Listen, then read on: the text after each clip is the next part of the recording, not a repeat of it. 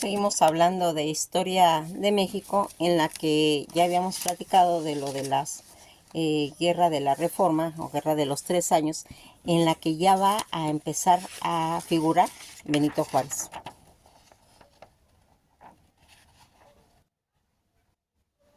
Benito Juárez, que va a nacer en San Pablo Guelatao, en Oaxaca, en 1806, de una extracción indígena, hablaba solamente zapoteco.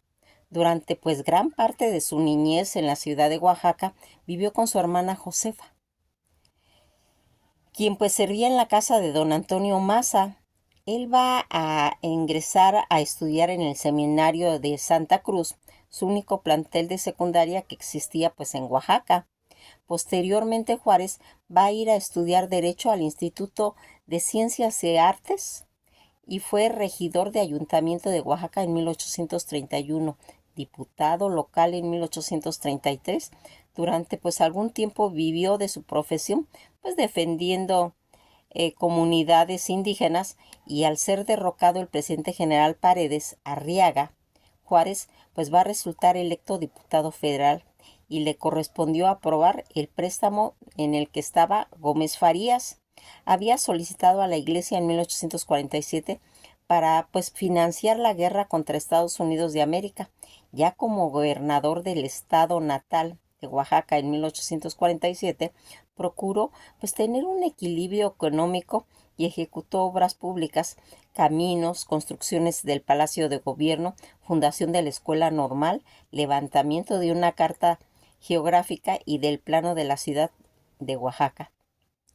Va a reorganizar la Guardia Nacional y dejó exento en el Tesoro. Cuando va a volver Santana al poder, muchos pues liberales, entre ellos estaban pues Juárez, fueron desterrados Juárez, y es cuando él se va a Nueva Orleans, donde sin descuidar sus actividades políticas va a desempeñar pues diversos oficios para pues irse ganando la vida.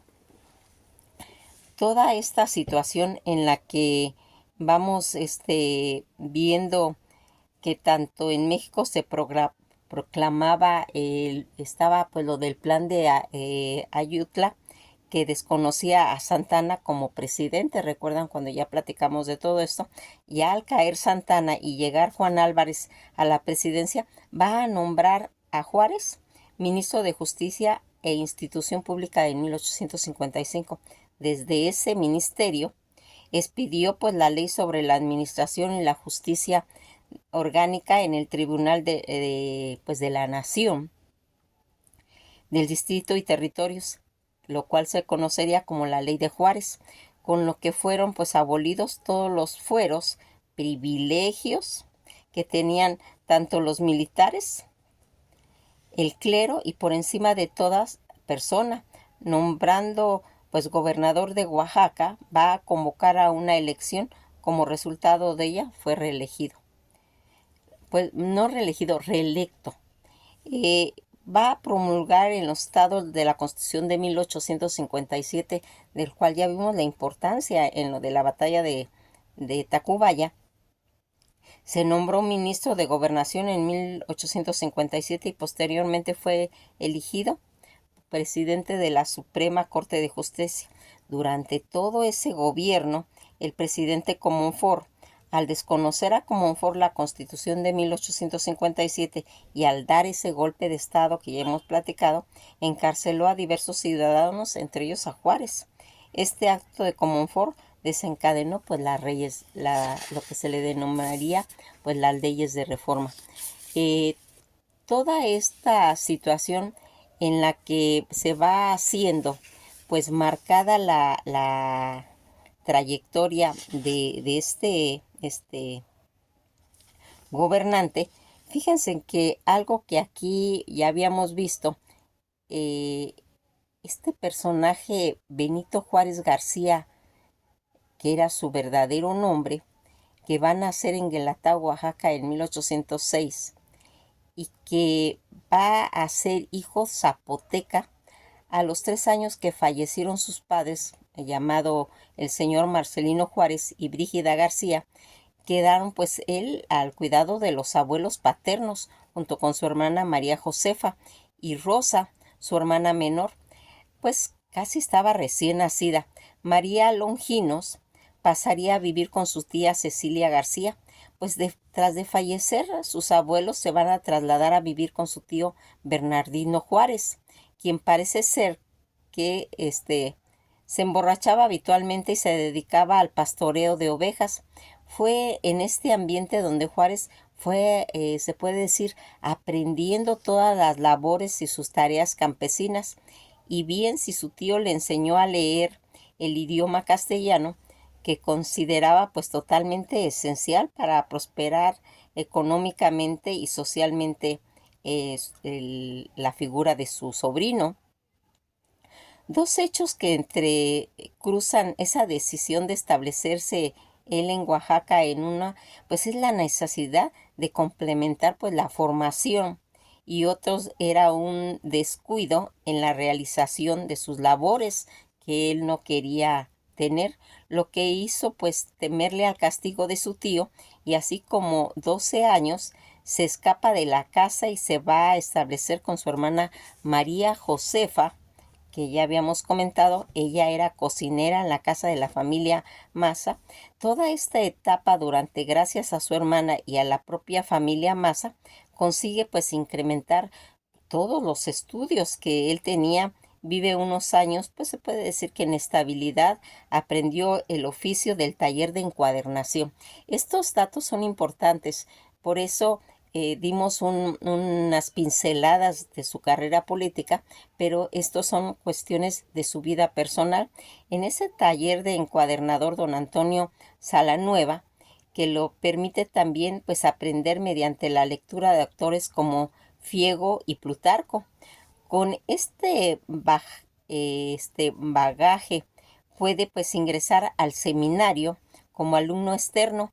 El día 18 de octubre de 1821, en el mismo año en que México pues se declara, cuando se hace la terminación de la independencia, en 1834 va a obtener él la licenciatura en Derecho, y ya tiene pues encaminada su carrera política tras de ser pues los 2 años anteriores diputado de Oaxaca, como comentamos, en 1846, y ya siendo miembro de ese consejo, y entre 1847 a 1852, gobernador de Oaxaca. Todo este régimen dictatorio, iniciado pues un año más tarde, eh, pues le han condenado al destierro a La Habana, volviendo 2 años más tarde para ocupar el Ministerio de Justicia. Desde el puesto pues emprendió una profunda labor, se puede decir legislativa, con dos líneas principales: la reforma agraria y la sumisión del ejército, la iglesia del gobierno civil.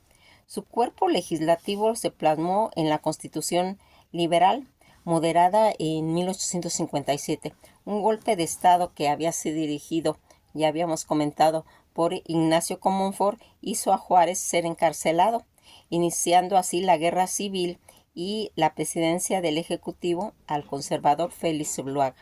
Ya más tarde Juárez, que va a ir formando todo un gobierno constitucional en Guanajuato y algo después en Guadalajara, seguido pues hubo que exiliarse a Panamá.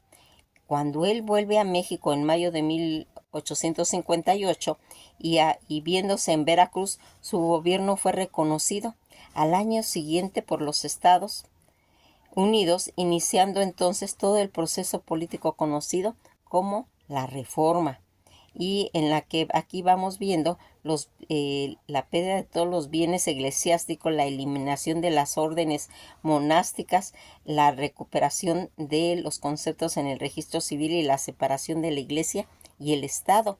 Esa victoria que fue ejecutada en 1860 y que dio el triunfo definitivo a todo este gobierno constitucional en el que se va desarrollando. Pues toda esta situación en la que nosotros habíamos visto su esposa, la primera dama Margarita Maza, él pues de profesión abogado, manteniendo pues ese partido liberal precedido en ese momento por Ignacio Comonfort en 1861 y por Maximiliano I, emperador, en 1867, sucedido por Maximiliano I en 1863 y llegando después de él, pues Sebastián Lerdo de Tejada como abogado interino. Toda esta situación en la que fuimos viendo cómo se fue desarrollando su niñez, Benito Juárez, que como comentamos nació en San Pablo Guelatado, un pueblo localizado en la sierra al norte de Oaxaca. También se le conoce como el nombre de Sierra de Juárez. Los padres de Benito Juárez, que fueron pues agricultores zapotecas y que murieron cuando él tenía pues apenas 4 años. A partir de ahí trabajó como peón de campo y como pastor de ovejas hasta la edad de 12 años, cuando se fue a la ciudad de Oaxaca con la intención pues de instruirse y tener un mejor nivel de vida. Cuando llegó a la ciudad, pues Juárez no sabía leer ni escribir y era monolingüe en zapoteca. En Oaxaca tenía una hermana que ya habíamos comentado que había sido la cocinera y que lo recibió en los inicios como trabajador doméstico.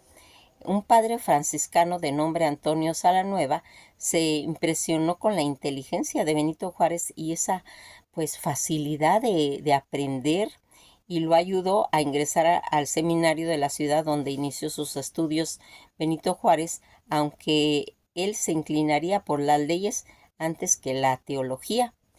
Ya toda esta situación en la que nosotros vamos viendo cómo en su vida política, gobernando el Estado mexicano, Oaxaca se distinguió por esa medida progresiva durante la presidencia de Antonio López de Santana. Fue detenido y deportado a La Habana, participó en el Plan de Ayutla y durante el gobierno de Juan Álvarez fue nombrado ministro de Justicia e Institución Pública.